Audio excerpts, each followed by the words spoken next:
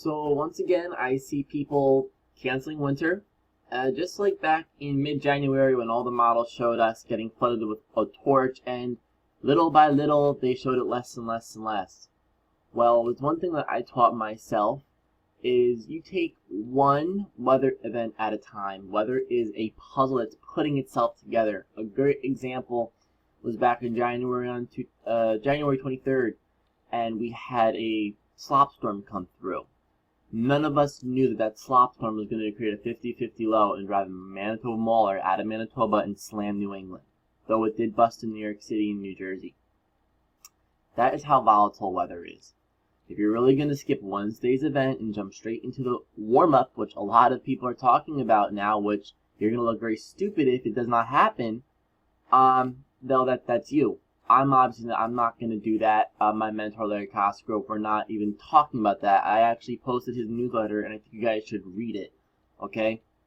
Because the teleconnections back then showed the odds against us, and then they flipped. Great example, the reason why is that MJO hinted that. This is a backloaded winter. I do not think winter is going to be ending very soon at all. So we're going to go over some things right now. I'm not talking about the warm-up. We're not going to go into that, okay? The fact that people are using the GFS model for the warm-up is just stupid. Alright? So here is our next event, okay? Is our Wednesday event. So let's see what the GFS model does with our Wednesday event. Okay? Keep an eye on the timestamp. There it is.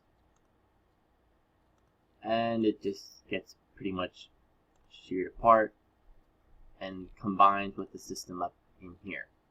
Little weird if you ask me. It doesn't make any sense at all. Now if we go over to the 500 millibar pattern, I'm sorry, wrong one. Warp max and win. We're going to go back a little bit over here. Alright, so here we go. Then down over here. And you can pretty much see how the wind curvature is starting to change. If this is what I'm looking at right here. If you can get these two pieces of energy to come together, it brings it up closer to us.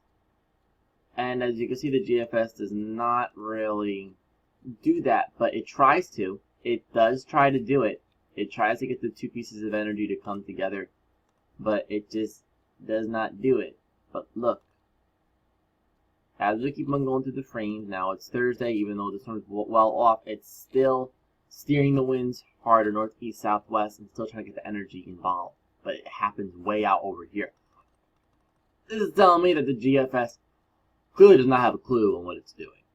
So we're going to go to some models that have a better idea of what's going on. We go over to our precipitation. Here we are Tuesday. We have our storm, and look at the difference. What a difference that is, huh? What a difference that is. Now we're going to check a 500 millibar chart. Canadian, much different story. You have more energy getting involved, more digging going on, the winds are starting to curvature more. And you can really, look at this right here. Do you see? Look at this. Right here. Look at that turn coming in earlier. And the energy is trying to get associated with it earlier. And then it's out. Now look how hard these winds are steering. And then, boom, cuts itself off at 500 millibars up here. So I think the Canadians having a generally better idea as well with this.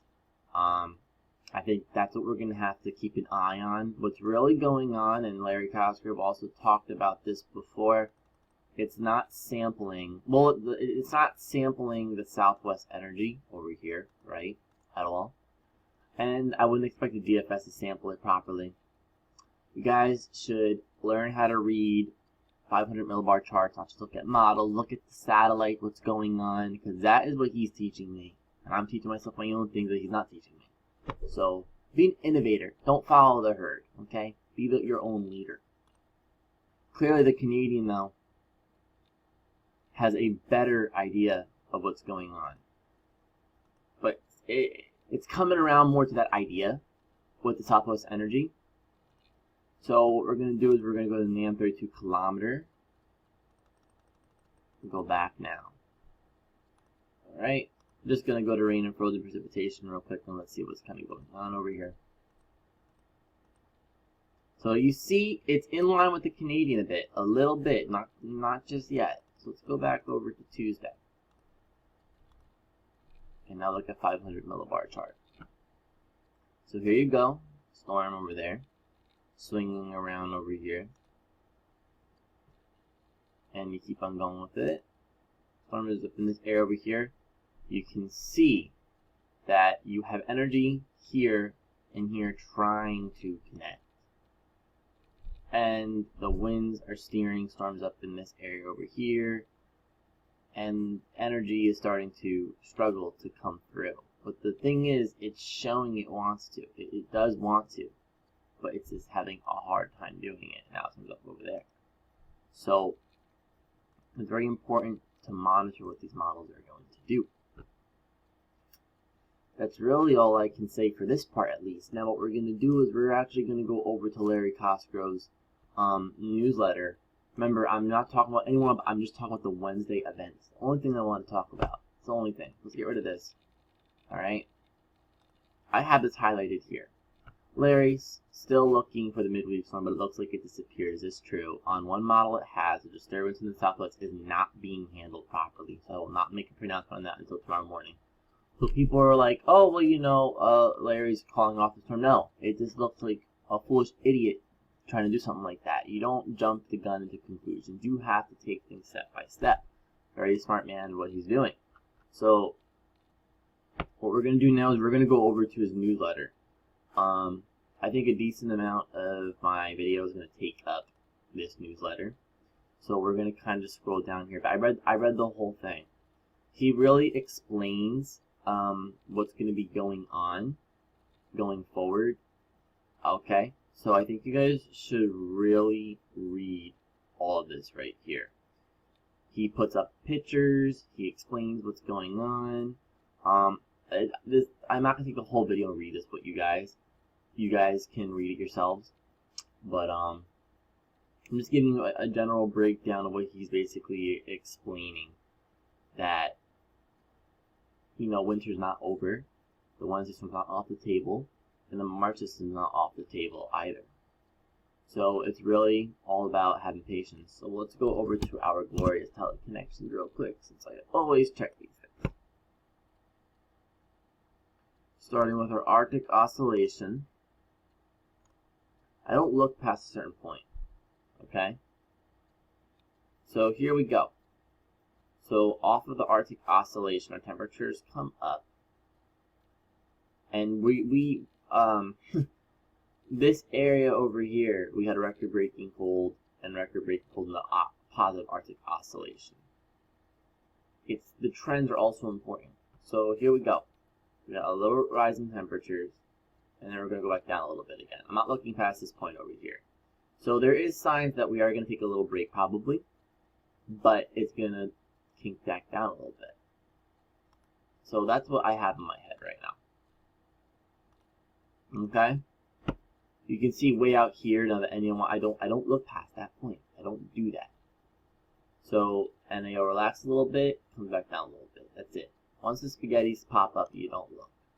You don't look.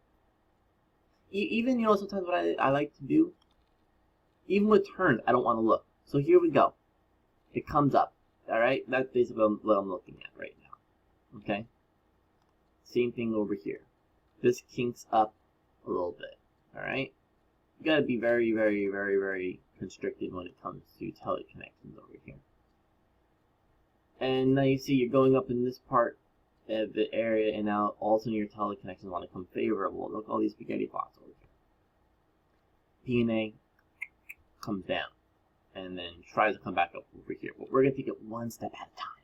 One step at a time. So it comes down. Alright. So, what are we looking at next?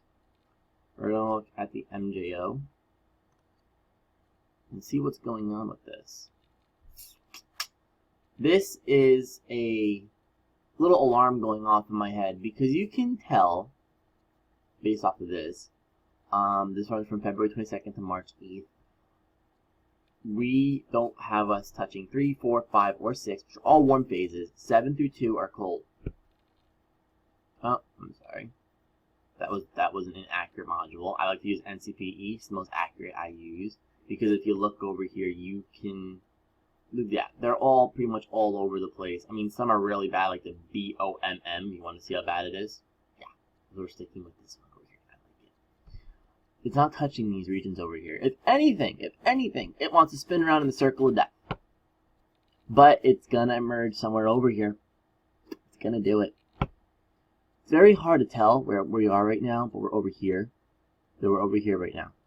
So it's gonna come a little bit out of 7, and then come around and stay a circle of death.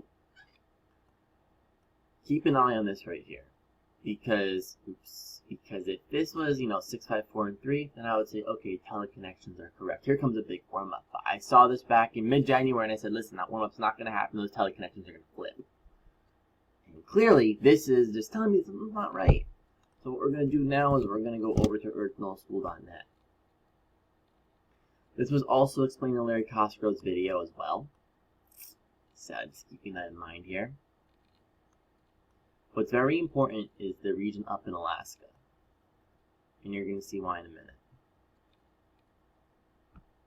This whole area, okay, right now our Aleutian vortex is up over here. So it went from here to here. So can a ridge form on the west coast? Yeah, it can. Here's the thing though. This is what I'm keeping an eye on. This is just what I'm going to be keeping an eye on. You have to look all in this area over here. You got this Aleutian vortex over here, which can come back down over here. You have one over here that could, if this comes over here, this warm up crashes. If this goes up here, warm up proceeds. Now, you see what's happening down over here? You are going to be starting a potential Pineapple Expressive storm barreling into the west coast. But you have to look around over here. 1, 2, okay? 1, 2. Now, I think that this has a slight possibility to come back down over here. I think this is going to go up. That's just me. That's just me. But I think this is what has my eye. Because I don't see it going like this. I don't see it going like this. I think it's going to come right here. That's usually what happens with these kind of storms. So if an Aleutian vortex formed right here, you can kiss the warm-ups on the East Coast goodbye. That's basically what this video is going to just explain. Just that general idea. And if you look over here, very important as well, you always want to look for 50-50 low. Always want to look for 50-50 low. What's today? Today's Sunday. Okay. So, you have a little storm system over here. Not in the best spot, and you don't want this up in Greenland. But we really have not had a negative NAO for any of our storms at all. So, if this was more propagated here, maybe here, that'd be good. But the fact that it's over here is telling me that you have a displaced but very slight blocking signature up over here. And then you also have high pressure down over there as well. So this may play an important role over here. This is actually a high pressure system that moved up over here. The storm that just came through is actually over here. And you have higher anomalies building up over here. So there's blocking clearly there. Blocking clearly there. The low storm system over here, which you also want to watch, but doesn't seem very intense. But, weather is a bunch of theories and experiments and learning new things. So this is probably the longest video I've ever made. So you guys can go watch this.